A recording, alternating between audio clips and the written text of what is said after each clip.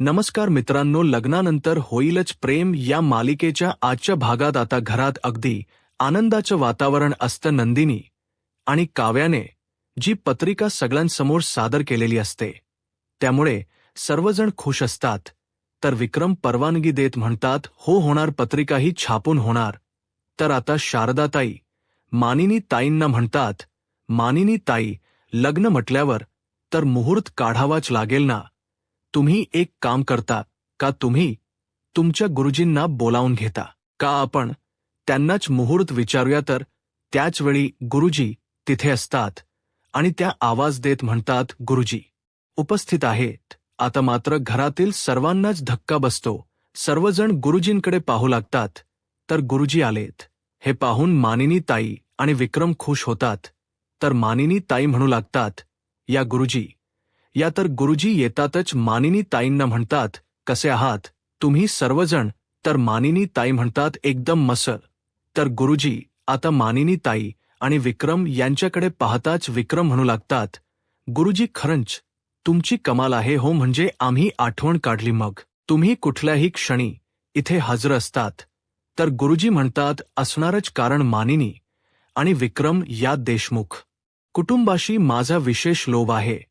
मग जर विशेष लोभ असणारी व्यक्ती आपल्याला हाक मारत असेल तर ती हाक एका हृदयापासून दुसऱ्या हृदयापर्यंत आपोआपच ऐकू जाते, हो की नाही. जीवा आणि पार्थ आता ते घाबरतच होकार देतात. तर आता मानिनी ताई म्हणतात, बरं गुरुजी, मी तुमच्यासाठी चहा घेऊन येते. तर गुरुजी म्हणतात, बरं लवकर घेऊन ये. असं म्हणतातच आता मानिनी ताई चहा आणण्यासाठी निघून जातात. तर इकडे जीवा नंदिनीला म्हणू लागतो, गुरुजी आलेत ना, की माझ्या पोटातच गोळा येतो. तर पार्थ म्हणतो, मला तर यांचं काही कळतच नाही. तर नंदिनी म्हणू लागते, तुम ही असं का बोलताय. अहो गुरुजी इथे येतात ती खऱ्या अर्थाने आपल्याला मदतच होते. गुरुजींच्या येण्यामुळे आपल्याला खूप मोठी मदत होते आणि आता सुद्धा त्यांची नक्कीच आपल्याला मदत होईल. ते काहीतरी सांगण्यासाठीच आले असतील ना. तर काव्या म्हणते, हो ना देशमुख, अहो तुम्हाला कळतंय का, अहो ते किती मोठे आणि कमालीचे गुरुजी आहेत. ते जे बोलतात ते खरं होतुंच आणि हो, पण ते आपल्याला जो संकेत देतात तो आपल्याला कळत नाही. ही आपली चूक आहे. या सगळ्यामध्ये त्यांची काहीच चूक नाही. असं म्हणत नंदिनी आणि काव्या दोघेही जीवा आणि पार्थला समजावतात. तर मानिनी ताई गुरुजींना चहा घेऊन येताच त्यांच्या मनात खळबळ चालू असते, प्रश्नांचं वादळ चालू असतं. हे गुरुजींनी अगदी अचूक ओळखलेलं असतं. आता गुरुजी मानिनी ताईंना आवाज देत म्हणतात, बोल मानिनी. आता मात्र कोणाला काहीच कळत नाही, कारण सर्वच जण आश्चर्याने गुरुजींकडे पाहू लागतात. गुरुजी मानिनी ताईंना पुढे म्हणतात, मला माहीत आहे मानिनी, तुझ्या मनात प्रश्नांचं वादळ आहे, पण तू जर बोलली नाहीस तर मला कसं कळणार. तर मानिनी ताई म्हणतात, गुरुजी अहो 2 गुणी मुलांची आई आणि 2 सोन्यासारख्या लक्ष्मींची सासू, मग अजून माझ या मनात काय प्रश्न असणार आहे. आता या चौघांचेही लग्न करायचं आम्ही ठरवलं आहे, पण आता यावेळी तरी हे लग्न निर्विघ्नपणे पार पडेल ना. तर गुरुजी अगदी ठामपणे विश्वासाने म्हणतात की हो, आता कोणतंही विघ्न येणार नाही, कोणतंही संकट येणार नाही. आता मात्र सर्वजण मोकळा श्वास घेतात आणि विक्रम म्हणू लागतात, चला म्हणजे हे लग्न तरी निर्विघ्नपणे पार पडणार आहे. तर नंदिनीचे वडील म्हणतात, हो ना, म्हणजे आता काळजी करायचं कारणच नाही. आता हे लग्न अगदी छान पद्धतीनेच पार पडेल. तर गुरुजी म्हणतात, कोणतीही गोष्ट नीट होणार म्हणून माणसाने कधीही निश्चिंत राहू नये, तुम्हीही राहू नका. तर आता मानिनी ताई म्हणतात, म्हणजे. तर गुरुजी म्हणतात, कारण जुने दुखणे अजूनही बरी झाली नाहीत. आता हे ऐकल्यानंतर घरातील सर्वांनाच धक्का बसतो. सर्वच जण विचार करू लागतात. परंतु या अगोदरच गुरुजी पटकन नाव घेत म्हणतात, वसुताई, रम्या. आता मात्र रम्या आणि वसू आत्यांना धक्काच बसतो. तर त्यानंतर गुरुजी म्हणू लागतात, वसुताई आणि रम्या, मला तुम्हाला काहीतरी सांगायचं आहे, मला तुमच्याशी बोलायचं आहे. तर वसू आत्या म्हणू लागतात, गुरुजी आम्हाला सुद्धा तुम्हाला काही विचारायचं आहे. तर त्यानंतर आता वसू आत्या मानिनी ताईंना म्हणतात, मानिनी गुरुजींना आम्ही आमच्या रूममध्येच घेऊन जायचं का, म्हणजे तिथेच आम्ही बोलत बसू. तर मानिनी ताई म्हणतात, काहीच हरकत नाही. आता गुरुजींचा चहा पिऊन झाल्यानंतर ते मानिनी ताईंना म्हणतात, मानिनी खरंच चहा खूप सुंदर झाला होता. बरं मी आलोच आता. वसू आत्या आणि रम्या गुरुजींना आपल्या रूममध्ये घेऊन जातात. तर इकडे पार्थ म्हणू लागतो, आता जर हे म्हणाले असते ना की काहीतरी विघ्न येणार, तर मी आत्ताच लग्न करून मोकळा झालो असतो. तर जीवा म्हणतो, मी सुद्धा आता कोणत्याही विघ्नाची आम्हाला वाट पाहायचीच नाहीये. तर काव्या म्हणू लागते, अहो देशमुख काय चाललंय, तुमचे गुरुजी म्हणालेत ना की आता कोणत्याही प्रकारचं विघ्न येणार नाही, पण मलाही कळत नाही की गुरुजींना वसू आत्या आणि रम्याशी काय बोलायचं आहे. तर नंदिनी म्हणू लागते, पण गुरुजी म्हणालेच की निश्चिंत राहू नका, आणि त्यात त्यांनी या दोघींची नाव घेतलीत. मग त्या दोघींची नाव घेणं हे या प्रश्नाचं उत्तर होतं की अजून काही. आता ही चौघही या गोष्टीचा विचार करू लागतात. तर दुसरीकडे पाहायला मिळतं, वसू आत्या गुरुजींना म्हणतात, बरं झालं गुरुजी, तुम्ही आमच्याशी बोलण्यासाठी आलात. आम्हाला सुद्धा तुमच्याशी खूप काही बोलायचं आहे, खूप काही विचारायचं आहे. तर गुरुजी आता वसू आत्यांना संकेत देत म्हणतात, योग्य वेळी सावध करणं आणि योग्य वेळी संकेत देणं हे माझं कर्तव्य आहे. आता हे ऐकल्यानंतर वसू आत्यांना धक्काच बसतो. तर रम्या गुरुजींना प्रश्न करत म्हणते, तुम्ही कोणाला सावध करायला आला आहात. आता रम्याचं हे बोलणं ऐकल्यानंतर वसू आत्या रम्याला म्हणतात, रम्या अगं ती बोलण्याची पद्धत असते हो की नाही गुरुजी.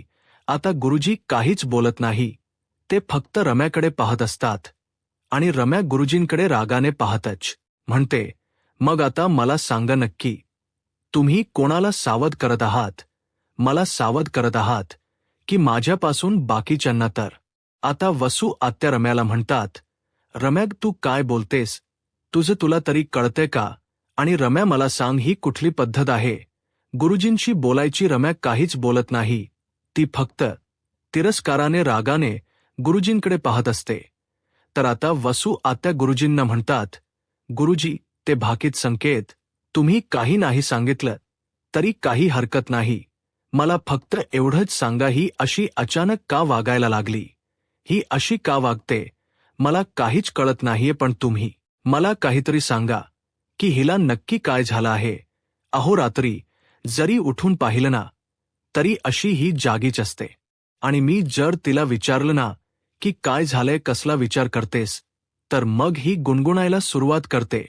आता हिच्या मनात नक्की काय चालू आहे, ही कसला विचार करते, आणि ही रात्रभर जागी का असते, मला काहीच कळत नाहीये. अहो हिचा हात माझ्या गळ्यापर्यंत गेला होता. मला तर काहीच कळत नाहीये की ही नक्की अशी का वागते. सांगा ना गुरुजी, नक्की हिला काय झालंय, ही कशामुळे अशी वागतीय. आता वसू आत्यांच्या प्रश्नांची उत्तर न देता गुरुजी रम्याला म्हणतात, कशीही वागलीस, कसंतरी काही करण्याचा प्रयत्न केलास तरी जे होणार आहे ते तू टाळू शकत नाहीस. तर आता रम्या गुरुजींना म्हणते, काय टाळू शकत नाही, काय होणार आहे नक्की, माझं आणि पार्थचं लग्न. तर गुरुजी म्हणू लागतात, तुझ्या आणि पार्थच्या लग्नाचं मी बघतोय, परंतु ते. तर आता रम्या म्हणते, ते कधी होणार आहे, आत्ता होणार की नंतर. तर गुरुजी म्हणतात, ते कधी होणार ते तुलाही कळेल. तर आता वसू आत्या प्रश्न करत म्हणतात, हिच्या राज्यात मी जिवंत तरी राहणार आहे ना गुरुजी. तर गुरुजी म्हणतात, तेही कळेल. तसंही जे घडणार आहे ते कोण टाळू शकतं. आता हे ऐकल्यानंतर वसू आत्यांना धक्काच बसतो. तर गुरुजी पुढे म्हणतात, मी तुम्हाला एवढंच सांगायला आलो होतो की आताच सावध व्हा, आताच या सगळ्या गोष्टी थांबवा, कारण तुमच्या कर्माची फळं तुमच्या दिशेने येऊ लागली आहेत. तुमच्या कर्माची फळं तुमच्या समोरचा रस्ता मोकळा करत जातात. आता मात्र वसू आत्यांना काहीच कळत नसतं. गुरुजींनी तर कोड्यात टाकलेलं असतं. रम्या मात्र गुरुजींच्या बोलण्याचा विचार न करता तिच्या पुढच्या प्लॅनमध्येच ती हरवून गेलेली असते. तर गुरुजी म्हणतात, चला मी येतो. आता गुरुजी आपली झोळी घ्यायला जातात, परंतु त्याचवेळी त्यांच्या बॅगमधून एक पुस्तक बाहेर पडतं. आता रम्या ते हातात पकडते आणि म्हणते, महाभारत. तर गुरुजी तिला विचारतात, वाचलेस कधी? तर आता रम्या म्हणू लागते, त्यातील बेसिक गोष्टी माहीत आहेत, परंतु मी पूर्ण वाचलं नाही. तर गुरुजी रम्याला म्हणतात, वाचलं नसेल तर वाचून काढ, कारण सगळ्या गोष्टींचे, सगळ्या प्रश्नांचे मूळ जरी भगवद्गीता असेल, परंतु सगळ्या उत्तरांचे कुळ हे महाभारतच आहे. अवश्य वाच असं म्हणत आता गुरुजी रम्याकडे ते महाभारताचे पुस्तक ठेवतात आणि तिथून निघून जातात. आता वसू आत्यांना मात्र काहीच कळत नाही.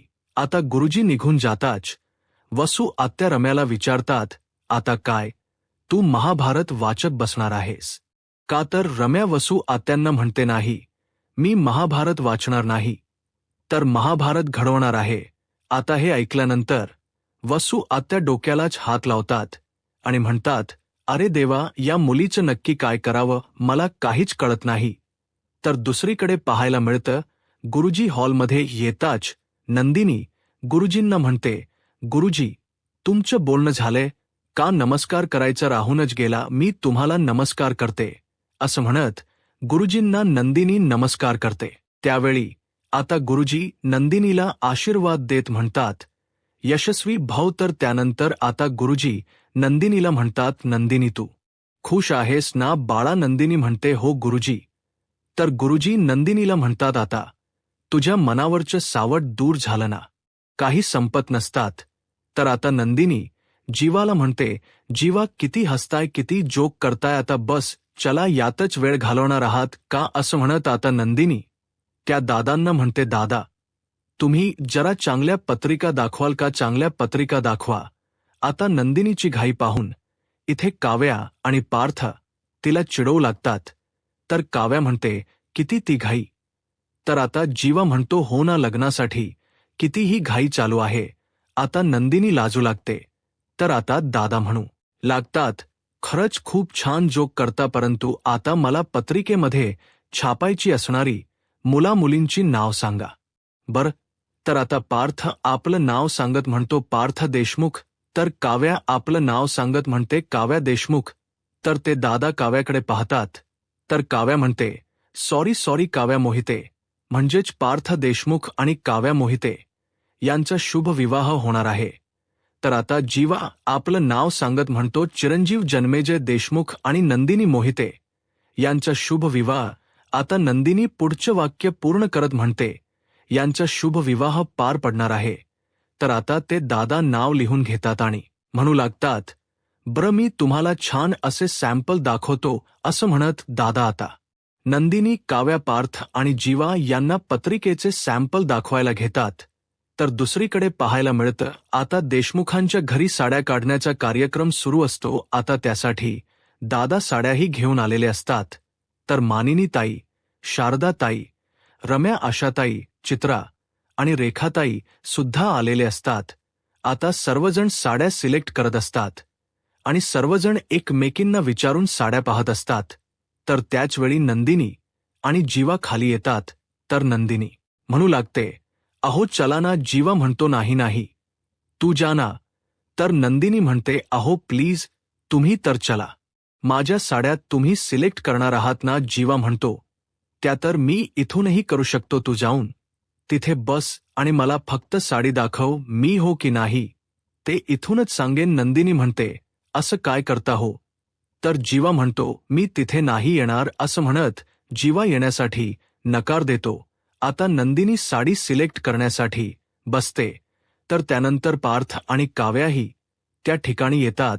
आता काव्या पार्थला म्हणते, चला ना माझ्यासोबत. आता पार्थ म्हणतो, नाही, तुमच्या साड्या तुम्ही सिलेक्ट करा, तिथे सर्वजण बायका आहेत, मी तिथे येऊन काय करणार? असं म्हणत पार्थही काव्याला म्हणतो, तू साड्या सिलेक्ट कर, आणि पार्थही तिथून निघून जातो. तर इथे दोघं येताच रम्या म्हणू लागते, गुरुजी, ही आपली पहिली नवरी आहे आणि ही दुसरी 2 नवरी आहेत, त्यांच्यासाठी खूप छान साड्या दाखवा. नंदिनी म्हणते, नाही, सर्वांसाठी छान साड्या दाखवा. तर काव्या म्हणू लागते, अगं नंदिनी ताई, त्या रेखा ताई आणि चित्रा सुद्धा आली आहे ना, त्यांच्यासाठी सुद्धा आपल्याला साड्या काढायच्या आहेत, आणि सर्वात महत्वाची व्यक्ती आशाताई, तिच्यासाठी तर सगळ्यात महागडी साडी काढायची आहे. तर नंदिनी म्हणते, हो हो, आपण सगळं यांसाठी साड्या काढणारच आहोत. आणि रम्या, तुझ्यासाठी सुद्धा साडी घे, असं म्हणत सर्वच जण आता साड्या सिलेक्ट करत असतात. तर आशाताई आणि चित्रा म्हणू लागतात की नंदिनी आणि काव्या, तुम्हाला खरंच सांगू का, तुमच्या दोघांचं लग्न म्हणजे आमच्यासाठी खूप मोठा सोहळा आहे. आता असं म्हणत सर्वजण खूप खुश असतात, कारण नंदिनी आणि काव्याचा लग्न सोहळा हा सगळ्यांसाठीच खूप स्पेशल असतो आणि त्यासाठीच सगळ्यांची लगबग चालू असते. आता नंदिनी पहिली साडी लावून पाहते आणि जीवाला विचारते, तर जीवाला ती साडी अजिबातच आवडलेली नसते. तर आता काव्यासुद्धा पार्थला जी साडी विचारते त्यावेळी पार्थला ती साडी आवडलेली नसते. असं म्हणत आता एकमेकींना खुणावूनच आता प्रत्येकजण आपापल्या नव्यांना साड्या विचारत असतात, परंतु त्यांना काही साड्या पसंत पडत नसतात. जीवा नकार देतो. त्यावेळी नंदिनी रागानेच ती साडी खाली ठेवते. तर दुसरीकडे पार्थही आता काव्याच्या साड्या सिलेक्ट करत असतो. असं म्हणत आता पार्थ एक एक भाजी घेऊन काव्याला दाखवत म्हणतो की या रंगाची साडी पहिल्यांदा टोमॅटो घेतो आणि त्या रंगाची साडी दाखवतो. तर त्यावेळी पार्थला तीही साडी आवडलेली नसते. तर त्यानंतर हिरव या रंगाचा पालक घेत पार्थ आता काव्याला हिरव्या रंगाची साडी सिलेक्ट करायला सांगतो. आणि त्यावेळी आता काव्या अंगावर हिरव्या रंगाची साडी टाकून पाहते. तर दुसरीकडे नंदिनी सुद्धा एक एक साडी खांद्यावर टाकून जीवाला दाखवत असते. आता जीवाला सुद्धा त्या साड्या आवडत नसतात. आता या दोघांच्या चौघांच्याही खानाखुणा चालू असतात. आणि त्याचवेळी रम्या पाहते पार्थकडे. पार्थ आणि काव्याचं जे काही चालू असतं ते पाहून रम्याला खूप राग आलेला असतो. तर पार्थ आता लिंबू हातात घेतो आणि काव्याला येल्लो रंगाची साडी पाहायला सांगतो, परंतु ती सुद्धा पार्थला आवडलेली नसते. आता इकडे दोघेही आपापल्या नव्यांना साड्या दाखवतात, परंतु त्यांना काही आवडत नसतात.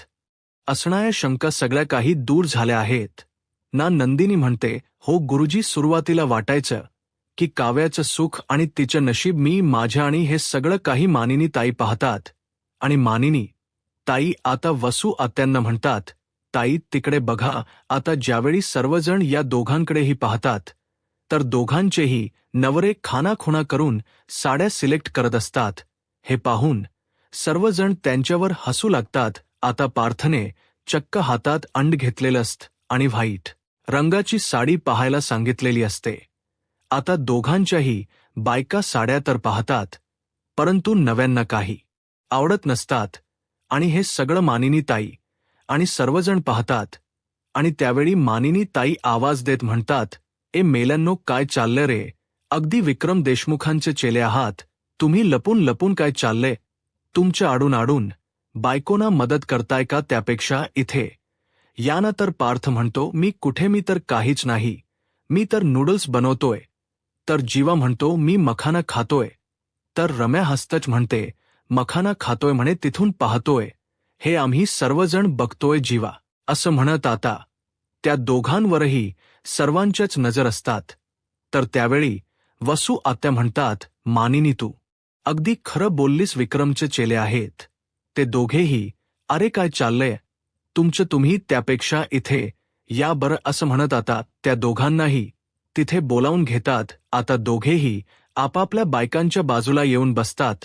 तर पार्थ म्हणू लागतो, हे सगळं काही तू म्हणालीस म्हणून आम्ही आलोय, नाहीतर काय आम्ही आलो नसतो.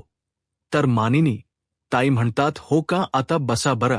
हा, असं म्हणत सर्वजण त्यांच्यावर हसू लागतात.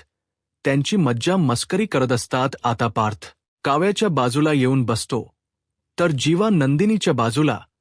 तर वसू आत्या मानिनी ताईंना म्हणतात, मानिनी, अगं, तुमच्या बस्त्याच्या वेळी विक्रमने काय केलं होतं आठवते का तुला? मानिनी ताई म्हणतात, अगदी चांगलंच आठवते. तर आता जीवा म्हणतो, बोला विकीशी म्हणू बोला. तर पार्थ म्हणतो, बोला मातोश्री, बोला, काय घडलं होतं, प्रसंग आम्हाला पण सांगा. तर मानिनी ताई म्हणतात, सांगते सांगते. असं म्हणत मानिनी ताई त्यावेळचा घडलेला प्रसंग आत्ता सगळ्यांसमोरच सांगतात आणि म्हणू लागतात, मी ज्यावेळी साड्या सिलेक्ट करत होते त्यावेळी तुमच्यासारखेच तुमचेही वडील विक्की ते सुद्धा असाच आरसा हातात घेऊन पाहत होते आणि हे आमच्या आईंनी पाहिलं. तर आता जीवा म्हणतो मग काय केलं आजीने? तर आता मानिनी ताई म्हणतात चांगलेच थपाटे दिले होते. तर आता हे ऐकल्यानंतर पार्थ विचारतो आमच्या बाबांचेच गुण आमच्यात आलेत म्हणजे? तर मानिनी ताई म्हणतात हो हो, तुमच्याच वडिलांचे गुण तुमच्यात आलेत आणि माझ्यात आईंचे देऊ का धपाटे? तर पार्थ म्हणतो कशाला, नको नको, काहीच गरज नाही. तर नंदिनी म्हणते हो, आता मात्र सगळ्यांना वाटत असतं की नंदिनीला वाटतं की धपाटे द्यावेत. तर जीवा म्हणतो काय? नंदिनी म्हणते नाही म्हणजे नको असं म्हणत आता सगळेच जण जुन्या आठवणी जाग्या करतात. तर मानिनी ताई म्हणू लागतात त्यावेळी बस्ता काढताना यांना असं आरशात बघताना पाहून आईंनी त्यांना धपाटा तर दिला, पण पुढे काय घडलं हे वसुताई सांगतील. तर वसू आत्या म्हणतात हो ना. विक्रमला आईने विचारलं त्यावेळी तो काय म्हणाला? काही नाही, चेहरा आरशात पाहत होतो, कसा दिसतोय हे असे म्हणत त्याने सुद्धा तुमच्यासारखीच बनाव केला होता. आता असं म्हणतात तसं सर्वजण हसू लागतात आणि सगळ्या आठवणी ताज्या करत साड्यांचा बस्ता काढत असतात. तर त्याचवेळी आता काव्या रम्या आपल्याला हव्या असणाऱ्या साड्या घेते आणि ओढणीआड लपवत ती तिथून निघून जाते. तर येणाऱ्या पुढील भागामध्ये आपल्याला पाहायला मिळतं काव्या नंदिनीला म्हणते आपले अहो जर इशायाने आपल्याला साडी सिलेक्ट करण्यासाठी मदत करणार असतील तर आपला बस्ता यादगार होणारच ना. आणि त्याचवेळी त्या दोघीही खूप खुश असतात, एकमेकींना मिठी मारतात. तर रम्या त्यांच्या समोरच उभी असते. तर आता इकडे रम्याने अंगावर पांढऱ्या कलरची साडी टाकलेली असते. तर वसू आत्या रम्याला म्हणतात लग्नात कशाला हवी पांढरी साडी? पांढरी साडी तर आता रम्या वसू आत्यांना शांत करते. तर दुसरीकडे पाहायला मिळतं आता जीवा एक बॉक्स घेऊन आलेला असतो आणि त्यामध्ये लग्नाच्या पत्रिका असतात. आता पार्थला त्या पत्रिका पाहायच्या असतात. तर जीवा म्हणतो अगोदर देवासमोर ठेवायच्या. तर त्याचवेळी वसू आत्या येते आणि म्हणू लागते नंदिनी आणि काव्याला रम्याने ठेस लावून झोपून ठेवला आहे. आता हे ऐकल्यानंतर जीवा आणि पार्थला धक्काच बसतो. आता रम्या नक्की कोणती कारस्थानं करणार आणि ही सगळी कारस्थानं नंदिनी आणि काव्या उधळून लावतील का? आता पुढे काय होईल हे पाहायला आत्ताच माझा महाराष्ट्र या यूट्यूब चॅनलला सबस्क्राईब करा. धन्यवाद.